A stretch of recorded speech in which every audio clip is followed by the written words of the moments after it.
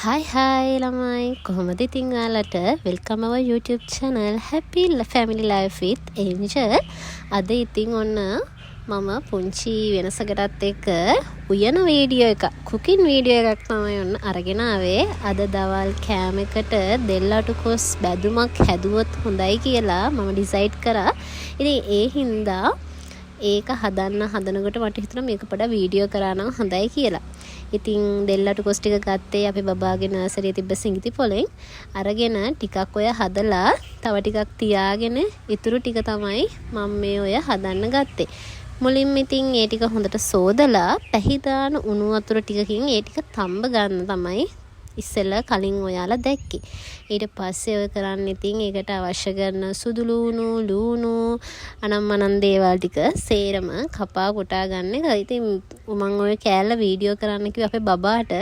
එයා ඉතින් වීඩියෝ කරන්න තාම චූටිනේ. අර එහෙම හොල්ලනකොට ඉතින් මම කමන්නේ ඕනේ නැහැ කියලා. ඊට පස්සේ අර තැම්බෙන්න තියපු දෙල්ලටුකොස් ටික මම හොඳට වතුර ටික බේරලා නැවත සැරයක් සෝද ගන්නවා. මොකද දෙල්ලටුකොස් කියන දේ ටිකක් හොඳට පිරිසුදු කරලා ගන්න ඕන දෙයක් හින්දා.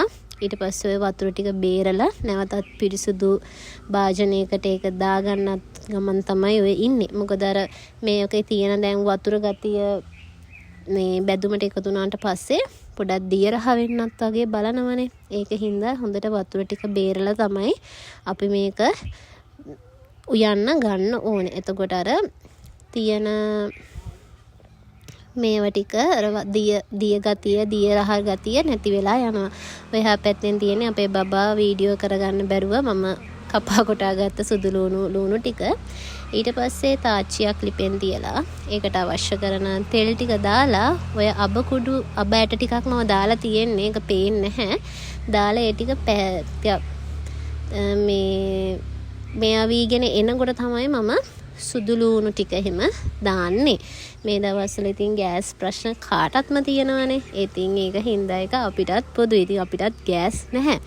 ඒක හින්දා දැන් ගොඩ දවසකින් නම් අපිත් කෑම හැදුවේ දරලිපේ කෑම හදලා දැන් ඉතින් හොඳටම පුරුදුයි. දැන් හරි ආසයි දරලිපේ උයන්නේ. උනාට අර මේකෙත් එපා වෙනම වැඩේ තමයි ගින්දර හාටම ඒක අපේ එළියේ තියෙන ලිප.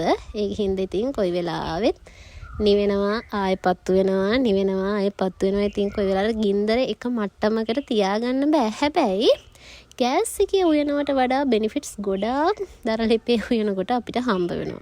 එකක් තමයි ඉක්මනින් කෑම ටික හදාගන්න පුළුවන්.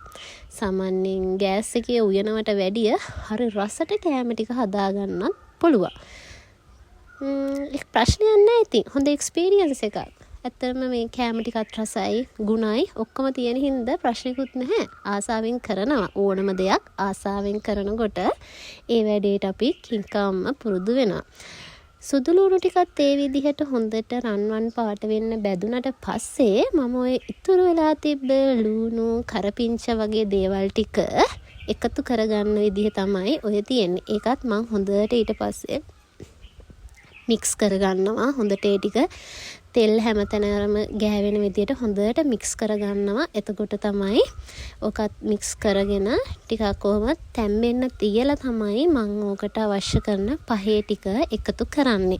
පහේ ටිකේ කියලා මම ගොඩාක් ಜಾති එකතු කරන්නේ නැහැ මෙතන. මොකද මම මුලින්ම අබ ටිකක් දැම්මා. ඊට පස්සේ සුදු ලුණු ටිකක් දැම්මා. ඊට පස්සේ ලුණු කරපිංච ටිකක් දාලා ඉතුරු සාමාන්‍ය බැදුම හදනකොට දාන ටිකක් තමයි දාන්නේ. හැබැයි අද අපේ ගෙදර මම වෙනදට හැම එකටම වගේ දාන ඉන්ග්‍රීඩියන්ට්ස් ටිකක් අඩුයි. ඔය පේනෝනේ ඉතින් ගින්දර අඩුයි. ගින්දර නෑ. ඉතින් සැනින් සැරේට ඕක අර බටේ අරගෙන හැමතිස්සෙම පිඹින්න ඕන. නැත්තම් ගින්දර ටික පත්තු වෙන්නේ නැහැ. මොකද ටිකක් හුළඟත් තියෙන හින්දා ගින්දර ටික නිවෙන්න බලනවා ගොඩාක් වෙලාවට. හැබැයි කුරුද්දර ටිකක් දාලා හොඳට මේව කරනකොට හරි රසයි මේ කෑම ඕනම දෙයක්. ඊට පස්සේ කහ කුඩු ටිකක් ලුණු අපිට ඔයාලගේ ටේස්ට් එක අනුව ලුණු ටිකක්. ඊට පස්සේ මේකට හොඳයි ගම්බිරිස් පිටි ටිකකුත් දාගන්න තියෙනවා නම්. හැබැයි අද අපේ ගෙදර ගම්බිරිස් පිටි තිබුණේ නැහැ. ඒකෙන් හින්දා ඉතින් මට ඒක ඇඩ් කරගන්න බැරි වුණා. මම බැලුවා ගම්බිරිස් ටිකක් කොටලා හරි ගන්න. හැබැයි ගම්බිරිස් ඇට තිබුණෙත් නැති හින්දා මං ඉතින් ඒ වැඩේ අත්හැරලා දාලා තියෙන ඉතුරු ටික දාලා තමයි හැදුවේ. කෑලි මිරිස් ටිකක් මම යහමින් දැම්මා. බය වෙන්න එපා. මේක අපේ බබත් කනවා. එයාට සැර ඕකේ. එහෙම ප්‍රශ්නයක් නෑ. එයාට අපි අද වෙනකන් චිකන් කෑල්ලක්වත් මාළු කෑල්ලක්වත් සෝදලා දීලා නෑ. අපි එයාට සැර පොඩි කාලේ ඉඳන්ම සාමාන්‍ය සැර පුරුදු කරා. මොකද නැත්තම් හරි කරදරයිනේ. තැනකට ගියාම චිකන් තිබ්බොත් ඒව සෝදලා දෙන්න, මාළු කෑල්ලක් තිබ්බොත් සෝදලා දෙන්න හරි කරදරයිනේ. ඒකින්ද අපි එයාට පොඩි දවස්වල ඉඳන්ම අපි කන විදිහටම අපේ ටේස්ට් එකටම එයාව හුරු කරලා තියෙන හින්දා එයාට ප්‍රශ්නයක් නැහැ. එහෙම කියලා ගොඩාක් සැරට මේක හදලත් නෑ. සාමාන්‍ය සැරට හදනවා. ඉතින් අපිටත් කන්න පුළුවන් වෙන විදිහට.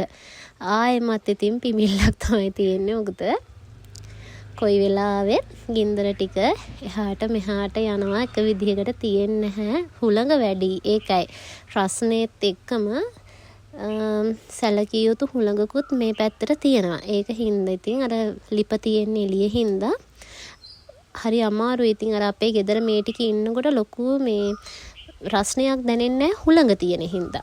අන්තිමටම ඉතින් ඔන්න අර මම හොඳට වතුර බේරලා ගත්ත දෙල් අටු කොස් ටික එකතු කර ගන්නවා. දෙල් අටු කොස් ටික එකතු කරගෙන ඒ ටිකත් හොඳට මික්ස් කරනවා. අර හැම පන්නේ ටිකක්ම දෙල් අටු කොස් ටිකේ ගෑවෙන විදිහට නැත්තම් එක පැත්තක් රහයි එක ටිකක් රහ නැහැ. එහෙම වෙනවනේ. ඒකින්ද ටික වෙලාවක් ওই විදිහට හොඳට මික්ස් කරගන්න ඕන. එතකොට රසට සුවඳට ගුණට තියෙනවා. ඉතින් ඇත්තටම හරිම ආසයි මම මේවා කන්න. මේ දවස්වල රස්නේ වුණත් දෙල් අටු කොස් 3 වේලම කන්න තියෙනවා නම් 3 වේලම කන්න පුළුවන්. ඒ තරම් දෙල් අටු කොස් වලට හරිම කැමති. එකක් පොලේ තිබ්බ ගමන් මම තමයි ඉස්සෙල්ලම ගිහිල්ලා ගත්තේ. මොකද මම හරි ආසයි. ආසම කෑමක් තමයි දෙල් අටු කොස් කියන්නේ. මගේ ප්‍රියතම නැත්නම් මගේ ෆේවරිට්. ඉතින් ආයෙමත් ගින්දර ටික පොඩ්ඩක් හදලා ඔය විදියට ඔහොමම තියෙන්න දෙනවා. පොඩ්ඩක් තියෙන්න දීලා තමයි මම ඔක වහන්නේ. පියනකින් වහන්නේ. පොඩ්ඩක් විතර ඔහොම මම නිකන් හුමාලේ ඔහොම තියෙන්න දෙනවා. හදිස්සියෙන් හරි අර දෙල් අටු කොස් ටිකේ මිරිකලා ඉවර කියන්නේ අවසන් කරගන්න බැරි වෙච්ච වතුර ටිකක් එහෙම තිබ්බොත් ඒ ටික හිඳේ ගන්න ඕන හින්දා මම ඔහොම ටිකක් වෙලා තියලා තමයි අන්තිමට පියනෙන් වහන්නේ. ඉතින් මේ වගේ රස කෑම් වීඩියෝ එකක් අරගෙන මම ආයෙ දවසක එන්නම්. කෑම් වීඩියෝ එකක් නෙමෙයි වෙනත් වීඩියෝ එකක් අරගෙන මම ආයෙ එන්නම්. ඒ එනකන් ඔයාලා හැමෝම පරිස්සමට ඉන්න ඕන. ඒ වගේම අපව subscribe කරලා නැත්නම් subscribe කරන්න. ඒ වගේම like කරන්න, comment කරන්න, තව කෙනෙක්ට මේක බලන්න share කරන්න. එහෙනම් අපි ගිහින් එන්න.